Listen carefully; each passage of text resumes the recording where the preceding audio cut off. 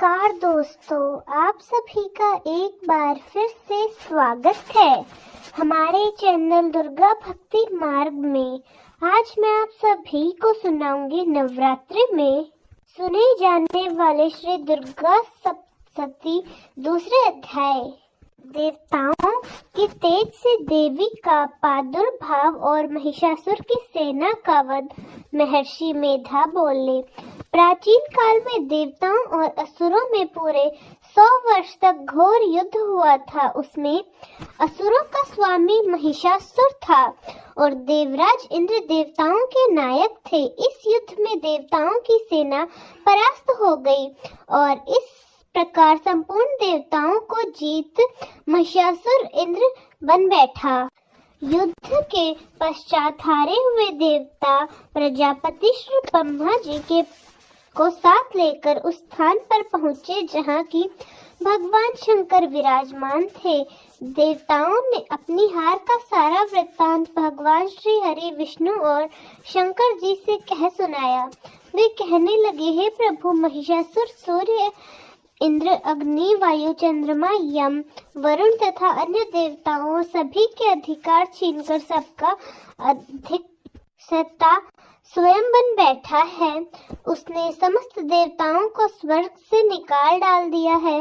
वह मनुष्य की तरह पृथ्वी पर विचार रहे हैं।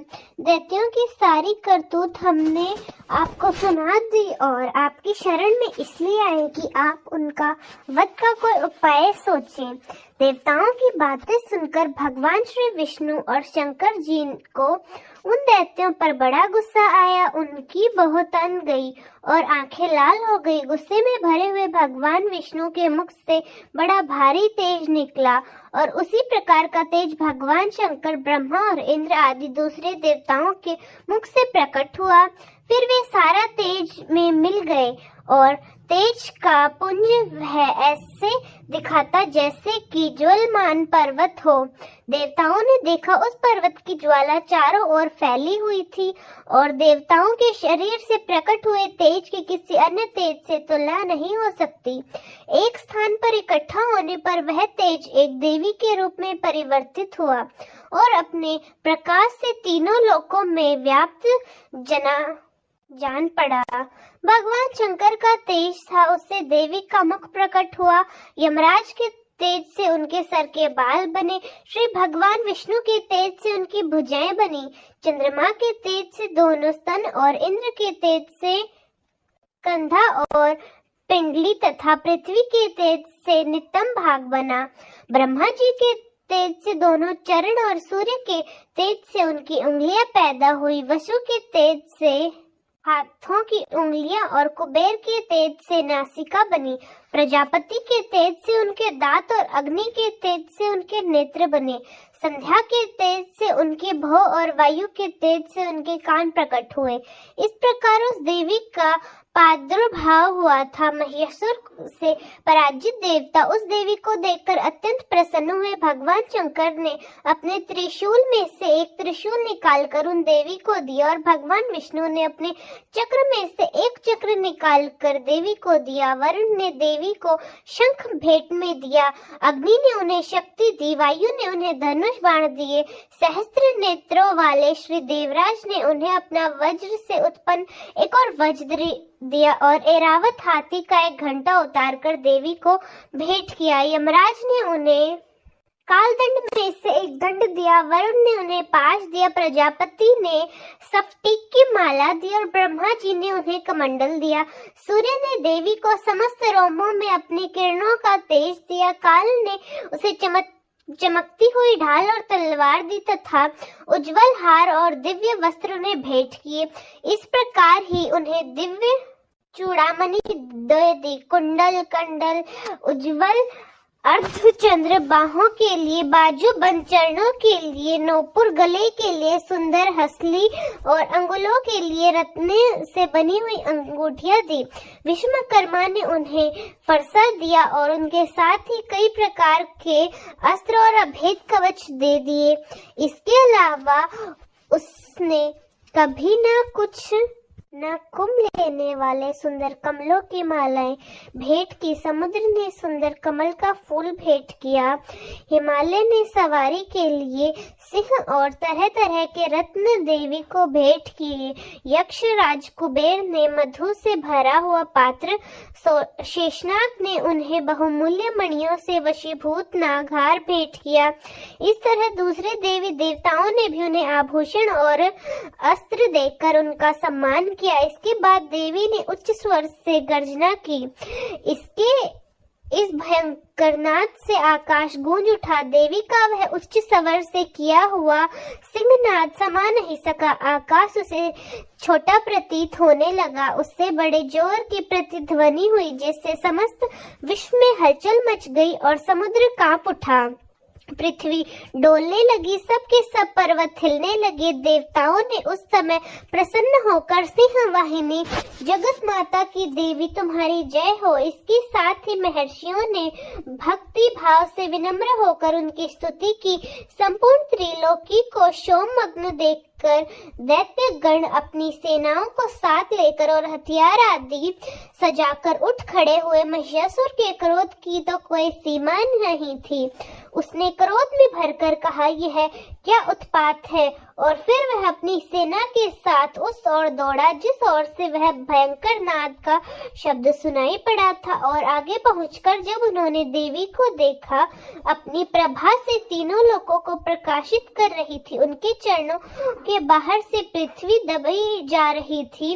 माथे के मुकुट से आकाश में एक रेखा सी बन रही थी और उनके धनुष की टंका से सभी लोग छुप हो रहे थे। देवी अपनी सहस्त्र भुजाओं को संपूर्ण दिशाओं में फैलाई खड़ी थी। इसके पश्चात दोनों दैत्यों के साथ युद्ध छिड़ गया और कई बार के अस्त्र शस्त्रों से सभी दिशाएं उद्धव की सेना का सेनापति चिर नामक एक महान असुर था। वह आगे बढ़कर देवी के साथ युद्ध करने लगा और दूसरे दैत्यों की चतुरंगी सेना के साथ लेकर चामर भी लड़ने लगा। 6000 महारथियों को साथ लेकर उग्रसेन आकर युद्ध करने लगा। महाहनु नामक असुर 1 करोड़ रथ निवेदम 1 करोड़ रथ सहित लड़ने को तैयार था। इन सब के अलावा भी हजारों असुर हाथी और घोड़े के साथ लेकर जाने को तैयार थे। इन सब के पश्चात महिषासुर करोड़ों रथों, हथियारों और घोड़ों सहित वहां आकर देवी के साथ लड़ने लगा। सभी असुर तोमर, बिंदी, पाल, शक्ति, मूसल, खड़ंग, फिरसों, पट्टियों के साथ रणभूमि में देवी के साथ युद्ध करने लगे। कई शक्तियां फैलने लगे तो कई अन्य शस्त्र आदि के पश्चात सब के सब दैत्य अपनी अपनी तलवारें हाथों में लिए देवी की ओर दौड़े और उसे मारने का उद्योग करने लगे। मगर देवी ने क्रोध में भरकर खेल ही खेल में उन सब के अस्त्र शस्त्रों को काट डाला। इसके बाद ऋषि और देवताओं ने स्तुति प्रारंभ कर दी और वे देवी स्तुति से प्रसन्न होकर असुरों के शरीर पर अस्त्र शस्त्र की वर्षा करने लगी। देवी का वाहन भी क्रोध में भरकर दैत्य सेना के इस प्रकार विचर करने लगा जैसे कि दावानल फैल रहा हो। युद्ध करती हुई देवी ने क्रोध में भरकर जिसमें श्वास को छोड़ा, वह तुरंत ही सैकड़ों हजारों गणों के रूप में परिवर्तित हो गए।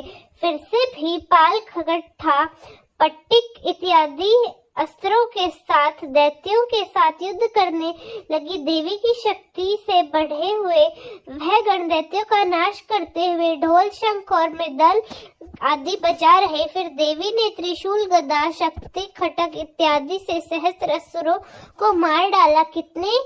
कितनों को घंटों की भयंकर आवाज से ही हम पहुंचा दिया। कितने ही असुरों को अपने पास में बांधकर पृथ्वी पर धर घसीटा। कितनों को अपनी तलवार के टुकड़े टुकड़े कर दिए और कितनों को गदा की चोट से धरती पर सुला दिया। कई दैत्य मूसल की मार से घायल होकर रक्त वमन करने लगे और कई शूल से छाती फट जाने के कारण पृथ्वी पर लौट गए। कितनों को तो बाण वर्षा से मरना पड़ा, कितनों को बाण वर्षा से कमर ही टूट गई। देवताओं को पीड़ा देने वाले दैत्य कट कट कर मरने लगे। कितनों की ही बाहों को देवी ने काट दिया, कितनों की ग्रीवा कट गई, कितनों के सिर कट कर दूर भूमि पर लुढ़क गए, कितनों के शरीर बीच से कट गए और कितनों की जंघई कट गई और वे पृथ्वी पर गिर पड़े। कितने ही सिरों व पैरों के कटने पर भी भूमि से उठ खड़े हुए, शस्त्र हाथ में लेकर देवी से लड़ने लगे। कई दैत्यगण भूमि में बांजों की ध्वनि के साथ नाच रहे थे। कई असुर जिनके सर कट चुके थे, बिना सर के धड़ से हाथ में शस्त्र लिए हुए लड़ रहे थे। दैत्य रह रहकर ठकरो ठकरो कहते हुए देवी को युद्ध के लिए ललकार रहे थे। जहाँ पर घोर संग्राम हुआ, वहाँ की भूमि रथ, घोड़े आदि और असुरों की लाशों से भर गई और असुर सेना के बीच में रक्तपाल होने के कारण वहाँ रुद्र की नदियां बह रही थी। इस तरह देवी ने असुरों की विशाल सेना को क्षण भर में ही इस तरह नष्ट कर डाला जैसे कि वे मिट्टी के कण हों। काष्ठ के बड़े समूह को अग्नि नष्ट कर डालती है और देवी का सिंह भी गर्दन के बालों को हिलाता हुआ बड़ा शब्द करता हुआ असुरों के शरीर के सामने उनको बाणों को ढूंढ रहा हो। वहां देवी के गणों ने सब दैत्यों के साथ युद्ध किया तो देवताओं ने प्रसन्न होकर आकाश से उन पर पुष्प वर्षा की। श्री दुर्गा सप्तशती, तीसरा अध्याय। सेनापतियों सहित महिषासुर का वध। महर्षि मेधा ने कहा, महिषासुर की सेना नष्ट होती देखकर उस सेना का सेनापति चीर क्रोध में भरकर देवी के साथ युद्ध करने के लिए आगे बढ़ा। वह देवी पर इस प्रकार बाणों की वर्षा करने लगा मानो सुमेरु पर्वत पानी की धार बरसा रहा हो। इस प्रकार देवी ने अपने बाणों से उन बाणों को काट डाला तथा उनके घोड़ों और सारथियों को भी मार दिया। साथ ही उनके धनुष और उनकी अत्यंत ऊंची ध्वजा को भी काटकर नीचे गिरा दिया। उनका धनुष कट जाने के पश्चात उनके शरीर के अंगों को भी अपने बाणों से बींध दिया। धनुष, घोड़ों और सारथी के कट जाने पर, नष्ट हो जाने पर वह असुर दल और तलवार लेकर देवी की तरफ आया। उसने अपनी त्रिशण धार वाली तलवार से देवी के सिंह के मस्तक पर प्रहार किया। बड़े वेग से देवी के बाई भुजा पर वार किया, किंतु देवी की बाई भुजा को छूते ही उस दैत्य की तलवार टूट गई, उसके दो टुकड़े हो गए। इससे दैत्य ने क्रोध में भरकर अपशूल के हाथ में ले लिए और उस भद्रकाली देवी की ओर फेंका। देवी की ओर आता हुआ वह शूल आकाश से गिरते हुए सूर्य के समान प्रज्वलित हो उठा। उस शूल को अपनी ओर आते हुए देखकर देवी ने भी शूल छोड़ा और महाअसुर के 100 टुकड़े कर डाले। साथ ही महिषासुर के प्राण भी हर लिए। चूर के मरने पर देवताओं को दुख देने वाला चामर नामक दैत्य हाथी पर सवार होकर देवी से लड़ने के लिए आया और उसके आने के साथ ही देवी शक्ति से प्रहार कर दिया, किंतु देवी ने अपनी हुकार मात्र से ही उसे तोड़कर पृथ्वी पर डाल दिया। शक्ति को टूटा हुआ देखकर दैत्य ने क्रोध से लाल होकर शूल चलाया, किंतु देवी ने उसे भी काट डाला। इतने में देवी का सिंह उछलकर हाथी के मस्तक पर सवार हो गया और दैत्य के साथ बड़ी ही तीव्र युद्ध करने लगा। फिर वह दोनों लड़ते हुए हाथी पर से पृथ्वी पर आगे गिरे और दोनों बड़े क्रोध से लड़ने लगे। फिर सिंह बड़े जोर से आकाश की ओर उछला और जब पृथ्वी की ओर आया तो अपने पंजे से चामर का सिर धड़ से अलग कर दिया। क्रोध में भरी हुई देवी ने शिला और वृक्ष आदि की चोटों से उग्रसेन से उग्रस्त दैत्य को मार गिराया। भिंदर से वास्तल को बाणों से, त्राम तथा अंधक को मौत के घाट उतार दिया। तीनों नेत्रों वाली परमेश्वरी ने त्रिशूल से उग्रसेन और हनु नामक राक्षसों को मार गिराया। उसने अपनी तलवार के विडाल नामक दैत्य का सिर काट डाला तथा बाणों से ध्रुवा और धुर्मुख राक्षसों को यमलोक पहुंचा दिया। जब इस प्रकार महिषासुर ने देखा कि देवी ने मेरी सेना को नष्ट कर दिया है, तो वे भैंस का रूप धारण किए देवी के गुणों का दुख देने लगे। उन गणों में कितना ही उनको मुख से प्रहार, कितने ही बड़े खुरों से, कितने ही पूछ, कितनों को सिंहों और कितने को बड़ों से तोड़ने का वेग, अनेकों को सिंहनाद से, कितने को चक्कर देकर और कितनों को श्राप वायु के झोंकों से पृथ्वी पर गिरा दिया। वह दैत्य इस प्रकार गणों की सेना को गिरी देवी के सिंह को मारने के लिए।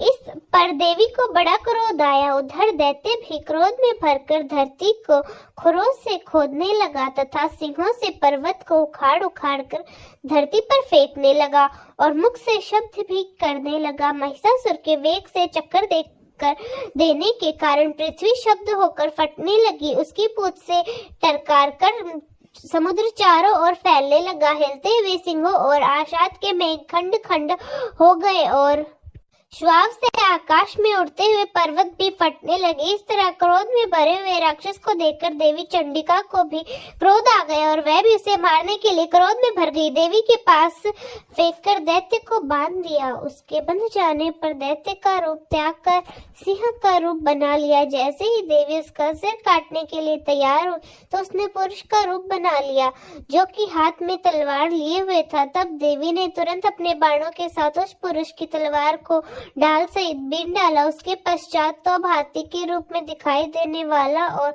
लंबी सूंड से देवी के सिंह को खींचने लगा और गरजने लगा।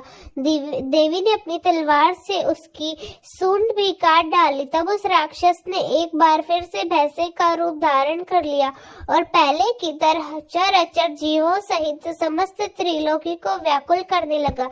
इसके पश्चात क्रोध में भरी हुई देवी बारंबार उत्तम मधु का पान करने लगी और लाल लाल नेत्र करके हंसने लगी। उधर बलवीर्य तथा मध्य से कृत हुआ दैत्य भी गरजने लगा। अपने सिंहों से देवी पर पर्वतों को फेंकने लगा। देवी अपने बाणों से उसे फेंकते हुए पर्वतों को चूर्ण करती हुई बोली, ओ मड़, जब तक मैं मधुपाल कर रही हूँ तब तक तू गरज ले और इसके पश्चात मेरे हाथों तेरी मृत्यु हो जाने पर देवता गरजेंगे। महर्षि मेधा ने ऐसा कहकर देवी उछलकर उस दैत्य पर जा गिरी और उसको अपने पैर से दबाकर शूल से उसके गले पर आघात कर दिया। देवी के पैर दबने पर वह दैत्य अपने दूसरे रूप से अपने मुख से बाहर होने लगा। अभी वह दैत्य आधा ही बाहर निकला था कि देवी ने अपने प्रभाव से उसे उसी क्षण रोक दिया।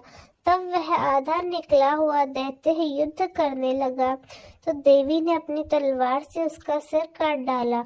उसके पश्चात सारी राक्षस सेना हाहाकारती हुई वहां से भाग खड़ी हुई और सभी देवता अत्यंत प्रसन्न हुए।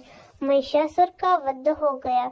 सभी राक्षस वहां से भाग गए तथा ऋषियों महर्षियों सहित देवी की स्तुति करने लगे। गंधर्व राज गान करने लगे, अप्सराएं नृत्य करने लगी। दोस्तों, कैसा लगा आपको हमारा आज का अध्याय? कमेंट्स में जरूर बताएं। धन्यवाद।